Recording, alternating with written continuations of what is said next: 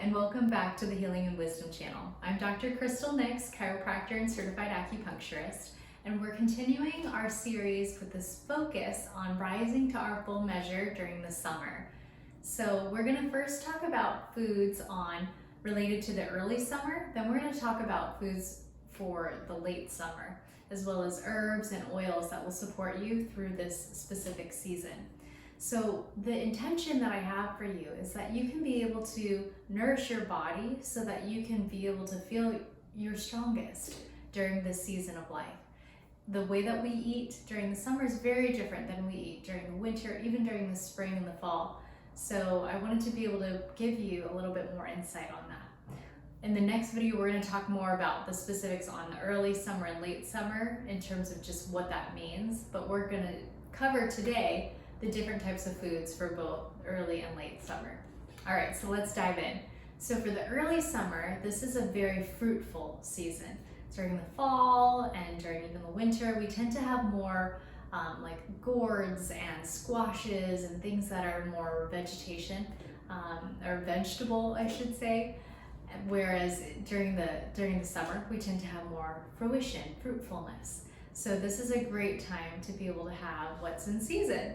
So there are cherries in season, mangoes, peaches, we have grapes, melons, cherries, and pineapple. So these are all really great types of fruits to have. They're very light. If you notice, there's a common theme between each of them is that they tend to have a lightening effect on us. Not lightning, right? But a feeling where we are not so heavy, because we want to feel a little bit more light during the summer because it's already hot. We just want to be able to feel like we can move with the heat and not feel bogged down and like full, overly full. So those are more of a cooler type of energy as well. The different fruits, especially melon and grapes, those are all very cooling. So even some of the vegetables that will be helpful during the season are also very cooling. So cucumbers, that's really nice and refreshing, as well as lettuces. This is all especially helpful during the summertime. Snap peas, those are really great to be able to eat in the summer because they give you some more protein, they give you some crunch, yet they still feel light. Another note on that is that we don't necessarily want to focus on so much meat during the summer. Just like we were mentioning before, it's both a little bit heavier and warmer in terms of its energetic qualities when we digest it. So we want to feel like we can be able to eat, feel satiated, and still feel like we can move with the heat of the summer. So those are more of the fruits and vegetables. Now for some of the grains that are helpful during the summer and that are more in season, that is amaranth and buckwheat. So buckwheat is one that I especially have throughout the day. It's actually something that I have with breakfast most mornings, especially in the summer, because it is a nice filling type of grain, and yet it's also lighter. So the way that we tend to make it is we make kind of like an oatmeal out of buckwheat instead of oats. Oats, again, that feels a little bit heavier, so that might be better during the winter or even in the fall. But during the summer, having buckwheat as an oatmeal would be great. And then you can add things like some of those fruits, like mango, cherries, that would be great to put on top. Also something like coconut shreds and avocado, that could be really wonderful and filling. Different seeds like pumpkin seeds, those sorts of things, or chia. Chia is actually really good for the summer as well. So those are just some ideas for how you can be able to integrate some of the different foods within the summer. This is specifically for the early summer. Now we're going to switch over to foods for the late summer. So that would be more from like August and September timeframe. It's a really exciting time of the year because it's in Chinese medicine. We'll go into this a little bit more, like I said, in the next video, but it's where we're making that transition. The first half of the year, or I should say the spring and the summer, that's more of our yang seasons. And then with the fall and the winter, that's more of our yin seasons. And so this early summer is our one transition zone where it's a little bit of both. a little bit of yang, a little bit of yin, and making that transition. So we want to be able to have our foods help transition as well. So you're gonna notice with some of the fruits, it's still gonna have that light effect, but at the same time, we're gonna also start moving towards things that are a little bit more warming, a little more substantiating. So let's move into some of the fruits here. So the fruits for the late summer, we've got our papaya and plums and cantaloupe. So each of those are, again, they're very refreshing, but they've got a little bit more density to them. So the plum in particular, there's like a little bit more of a bitterness, whereas some of the, like the watermelon, that's just like sweet and light. Even the papaya, that's got more of more texture to it than just, again, like a watermelon. It's more water with some substance around it for watermelon, whereas the papaya, it's more, it just has more of the fiber within it, as well as even cantaloupe. So let's even take a moment here. We're gonna just talk about organic. So, because I know that this is an important topic to discuss, and especially when we're doing a lot of fruits, and the fruits that are more plentiful, having in the summer season, I want to be able to empower you with just some knowledge on that. So for the fruits that don't have that extra like shell or the extra exterior, we want to really be able to, like, so things that would have that extra exterior would be things like watermelon, cantaloupe, any of the melons really. Those all have an extra added layer of protection. So if you don't get that organic, it's just fine, because it tends to not really be able to like have as many of the pesticides that are inside of the fruit affecting you. If you want to get organic everything, that's great. That's gonna actually get you better nutrients. But if you're feeling like, well, the cost is a little bit high for me, those are areas where you might want to be able to have less of that organic focus. So things like bananas, melons, anything that you can peel a thicker outer layer, that is something where you can go with the conventional route. If you're gonna eat something and you're just gonna bite right out of it, like a mango, I'm sorry, not a mango, I guess that you could, but more like a peach or an apricot or cherries, grapes, those sorts of things, you're gonna take a bite right out of it, and it includes the peel, that is where you want to have organic. So the reason why organic is important is because it gives you so many more nutrients, as well as the antioxidants and vitamins and the minerals, and the soil is all much more rich. The other side is the pesticides. If you go the non-organic route and you're ingesting that, it can have different effects on your body. Maybe not immediately, typically that's not the case unless you have some sort of allergy, but gradually it can have an effect on our digestive system. Pesticides tend to affect our nervous system, being neurotoxins themselves, and it can affect our immune system. So this is why you really want to be able to have organic when you're just eating the fruit directly without peeling it. So now we'll switch back to our late summer vegetables. So things that you might want to start integrating for the vegetables here are things like acorn squash, fenugreek, and chickpeas. So these are more, again, a little bit more hardy. The fenugreek is also still kind of light, but it's getting to be a little bit more hardy compared to something like the cucumber, where it's just fresh and cooling. The fenugreek has a little bit more of a warming effect, actually. So those are some different vegetation types of ideas. Next, in terms of grains for the late summer, that would include things like millet and brown rice, as well as sunflower seeds. So even though it's not a grain, it's more in season during the late summer, so it's a good time to start having more of the sunflower seeds. Like I said, you can put that either on your buckwheat or like your just as a snack.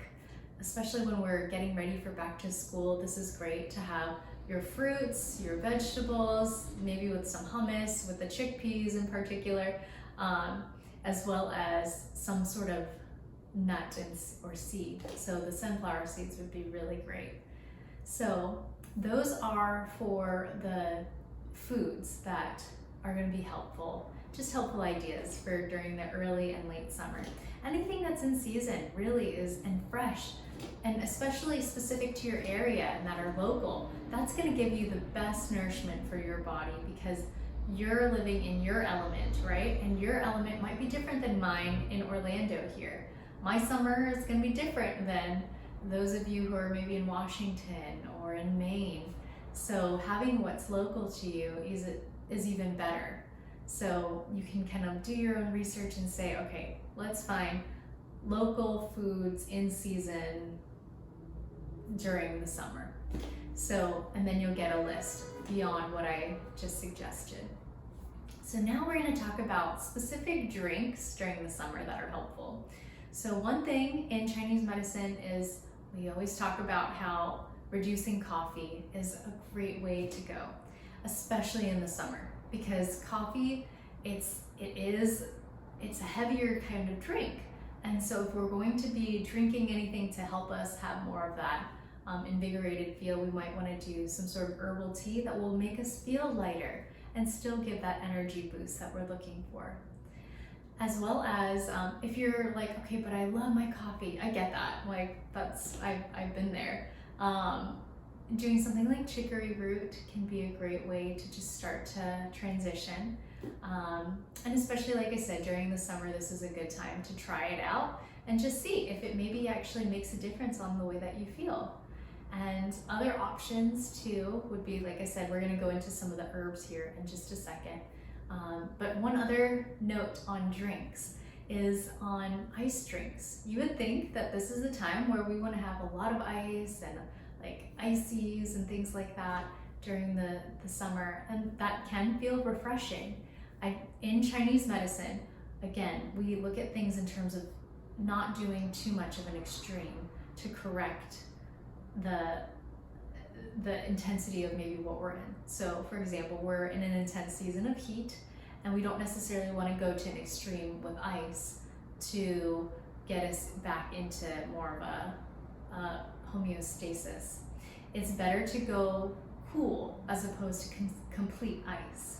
It's just, so if you think of if you've had any medical training with like patients who have hypothermia, they educate us that it's best not to just put someone who's dealing with hypothermia or with like any sort of frozenness, frostbite in our appendages. It's best not to just dunk it into boiling water or something that's really hot. It's better to do something warm and gradually create a warming effect, like starting with a blanket and then doing a little bit more warmth gradually, because it creates a shock on the body. So we know that for hypothermia and heat.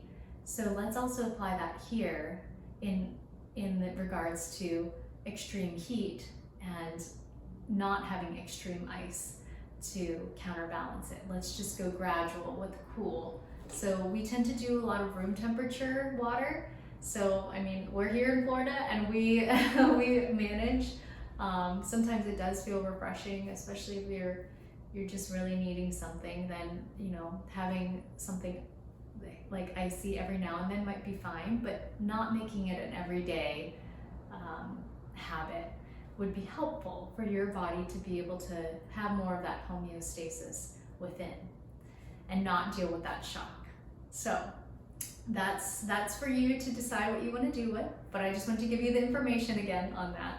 Next, we're going to talk about herbs. So these will help with some of the ideas if you're trying to switch maybe from coffee and just have something that can be light and refreshing and energizing. So ginseng is a really great herb for bringing some energy. It's especially better for late summer because that tends to be more the time frame when it's suited in terms of the season that it correlates with, but it can even be early summer too. Also ginger's a great type of herbal tea, and peppermint. Those are good tea options. Another one, if you're looking for something that can be more grounding, because we talked about that in our last video, that during the summer, we can be a little bit too, just like there's a lot of passion and almost too airy. Think of fire, because that's the element of summer. Fire is just all air, and so we need something that can be grounding. So something like lavender or rosemary, those are really good, more grounding types of things. So lavender could be a different tea, more in the evenings, to give you more of a restful sleep so you can rise up more energized during the day. And then rosemary would be great, like as an oil. You could be able to apply that on the bottom of your feet, or even on your back, that on your spine. Those could be great locations to use rosemary. Other herbs that you could use within your cooking would be things like paprika and chives. Those would also be good. And ginger, fresh ginger is wonderful this time of year. So those are just some good ideas for foods for the early summer and late summer, as well as drinks and herbs and oils. So I hope that this can provide you with the sense of nourishment, as well as the sense of stability and steadiness, and lightness, because that's the uniqueness of summer, is that we're looking for something that can help us stay light with fire, yet still be grounded. And that's why eating what's in season, especially local to where you are, is such a great benefit to your body and can have a great effect on your mind and your spirit to feel more like it can adapt better. So while you're going through your own eating routine, it might be good to have kind of a meditation or an intention within your heart, something along the lines of like having this well-nourished body, being able to nourish your mind and nourish your spirit so you can rise to your full measure. One of the great teachers, Jesus Christ, he taught one of his followers that he helped him to recognize your spirit is willing, but your flesh is weak.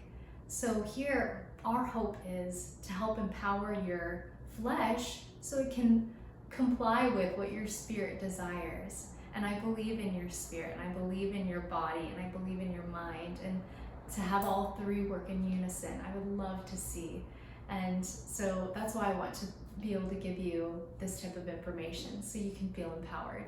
So in coming videos, we're going to talk more, like I said, about late summer. We're going to do some more acupuncture videos and things like that, just so you can be able to see what other options you have if you don't feel that full unison of body, mind, and spirit. You've got options, so don't give up.